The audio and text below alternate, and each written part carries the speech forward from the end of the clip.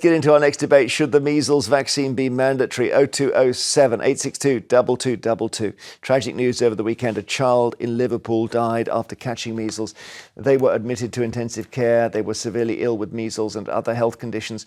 We don't know their age or gender or whether they've been vaccinated. They were one of 17 children to be treated for measles at Alder Children's Hospital in recent weeks.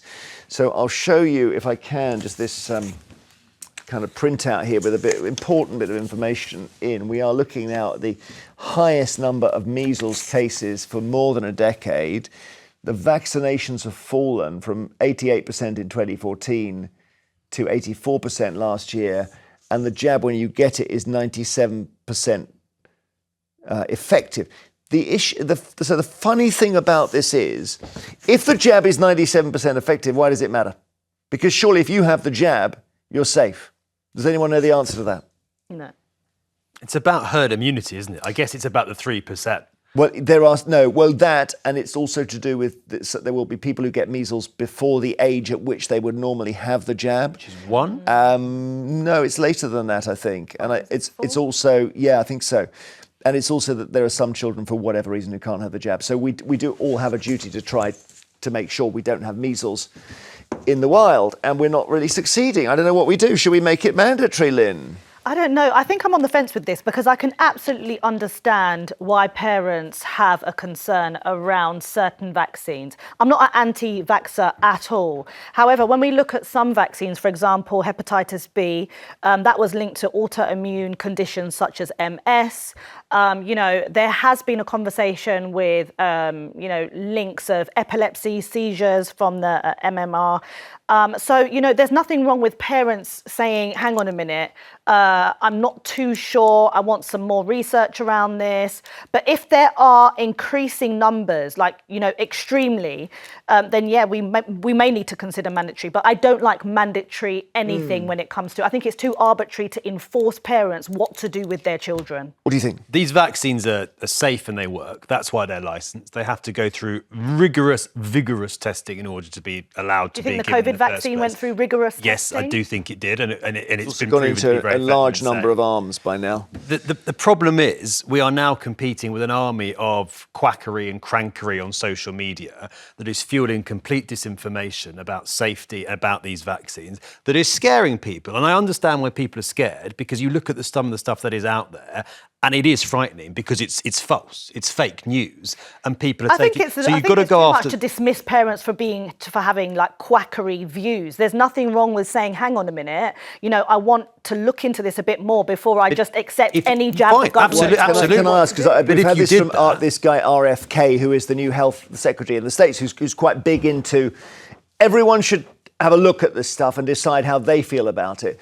To which people say, well, if they're not scientists, they really shouldn't, because they're just going to look online and they're just going to see a load of rubbish. The problem with science, my issue with scientists is that they have these studies and say, this is absolutely correct, this is what we should do, and then they change 5 years later, 10 years later. MMR has been safe for decades. There has been so much research from scientists where they change multiple things. What vaccine have they changed? This is a good moment to bring in a professor, Professor Sir Sam Everington in London, who tell us your role in all this, Professor. So I've been arguing for many years, like other countries, that people should have MMR vaccinations before school entry, and they should have to provide a certificate of immunisation before school entry. If we get up to 90% vaccination rates, we virtually exclude it from the population, which is what we achieved with polio. I remind people that you have two responsibilities as a parent. Firstly, to your child and to protect them. And there is no evidence of any serious side effects with the MMR vaccination. And secondly, you have a responsibility to other children. So, for example, a child with blood cancer, because they are likely to be immunosuppressed, would not be able to take the vaccination. Right. And so it's absolutely critical that everyone gets vaccinated. Can we address... So Lynn on the panel, you were kind of doing your late night internet surfing there and saying you're a bit worried about this and a bit worried about that. I wouldn't just say it was internet. Because he's an actual scientist. I was looking at other research. For example, the Chief Scientific Officer for Children's Health, who said there has been links to epilepsy. There has been links. There is still ongoing research around autism. I'm not going to say there's a link MMR? right now. Yes, there is research. Is that right, Professor? No, that's entirely wrong. And if you look at the Green Book, which I recommend everyone to do, it's produced by government. It goes extensively into research. And mentioning the word autism is massively dangerous. The doctor who was responsible for creating that scare was struck off by the GMC and has ended up in America and has set back the research into autism for years. I'm sorry, there is no evidence. That's the point. It will say it in the Green Book. It's been extensively looked at. There is no evidence of serious side effects. On the other side, I remember as a GP of 40 years dealing with children that died from measles. We thought that was gone because we'd extended the vaccination. It hasn't. And it seems to me very obvious that a certificate of vaccination, most people who don't have their children vaccinated for MMR just haven't got round to it. I think your minimum responsibility is to go and have a discussion with a health professional. I personally would allow a get out of conscientious objection, but only if you've been to discuss it with a health professional. Okay. It seems to me that's your civic I support duty. that, though. No, okay, thank you. Yeah, but you'll put these sort of question marks over it. At least he said if someone has a real concern with their child receiving a vaccine and they go through a series of conversations, then at least we're not forcing as a blanket. Because I had the BCG, I had a massive reaction for 2 weeks. And it's better than getting tuberculosis. It was later, but Lynn, this is so dangerous. No, I'm just Sometimes saying vaccines have side effects. Sometimes vaccines have side effects. I can say my experience. I'm not imposing. I'm not saying I'm anti-vax. I'm not.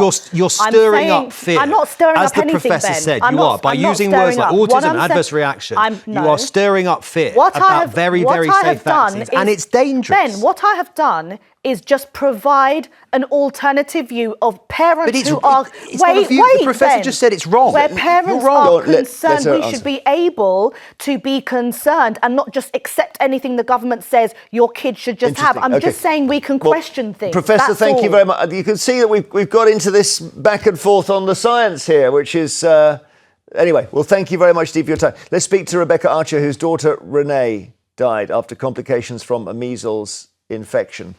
Now, I'm firstly incredibly sorry about the situation, and I wonder what you think of all this.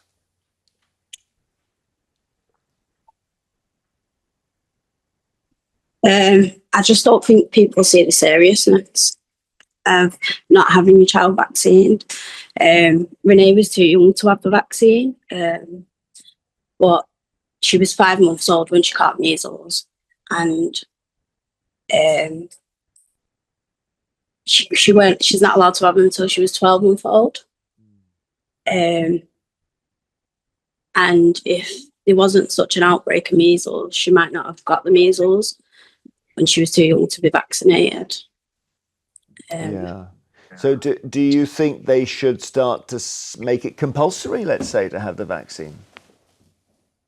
I do, yeah. It could save other children's lives. Renee could still be here today if there wasn't such an outbreak and more kids were vaccinated. I'm guessing you don't know, you will never know how she caught it. Is that right?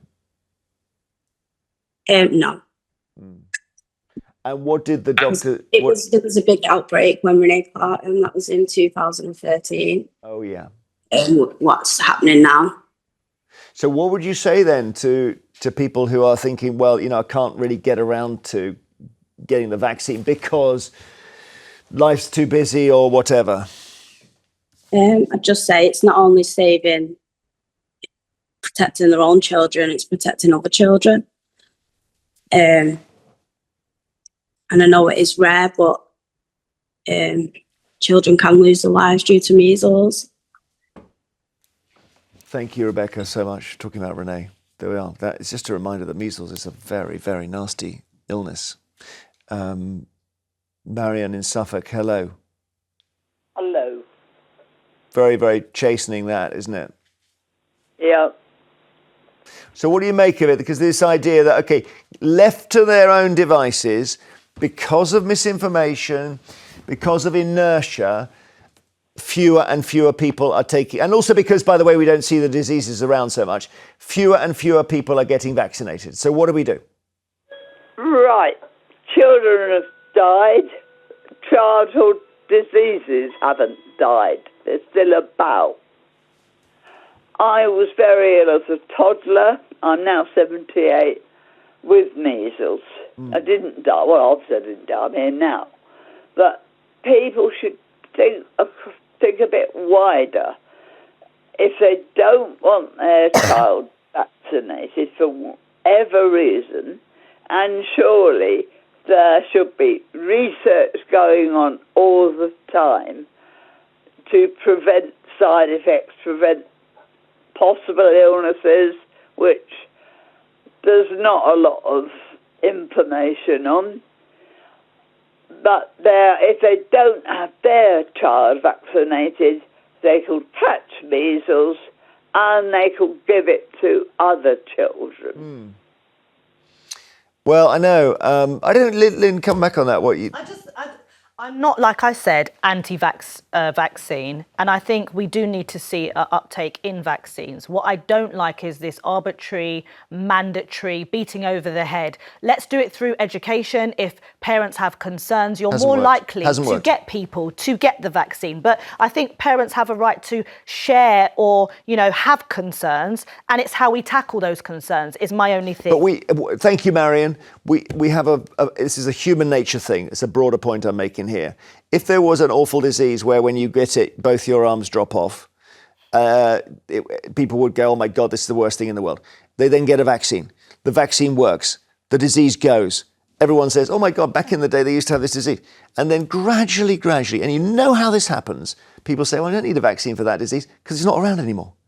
And I wonder whether there's nothing, unless we make it mandatory, we're going to see measles vaccination going down to 50% because in the end, you don't vaccinate against illnesses you don't see. And the weird thing is polio, smallpox, we don't even understand what massive victories they are. And because the majority took the vaccine. And at the moment, you've got a small minority putting everyone else at risk. I don't know about making it mandatory. That makes me uncomfortable because what's the point of having human rights if one of those rights isn't the most fundamental right to, they call it bodily autonomy, don't they? The right to decide what happens to your own body. The idea of the government mandating that people must take a certain medicine does make me a bit queasy. But the thing is, I think when it's mandatory, you're going to have more fear and less people wanting to do it, especially in ethnic communities where vaccines was used against us. Fair comment. It would be counterproductive. I agree. Okay, I'm just trying to work out a way around this situation where it doesn't seem like there is any solution on the track we're on now. Christine in South Yorkshire, what would you do? I should say thank you very much to the government for getting measles out of the way. A young man I know went to London with our family, which I always had vaccinated. He picked it up from somewhere and you couldn't put a pin on his body. He nearly died. The doctor was calling on him every day, and he was in his late 20s. So he hadn't had a vaccine. It's not just children that pass it from one to another. It's adults that pass it from one to another. Of course.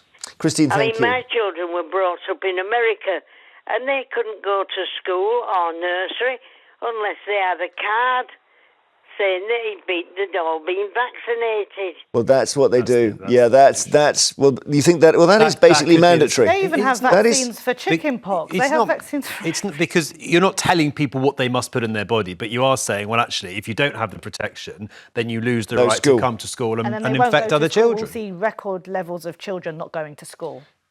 Yeah, well, they did it a bit during COVID. If you haven't had the COVID vaccine, you can't use parks in some states. Thank you, Christine. Fascinating. Later.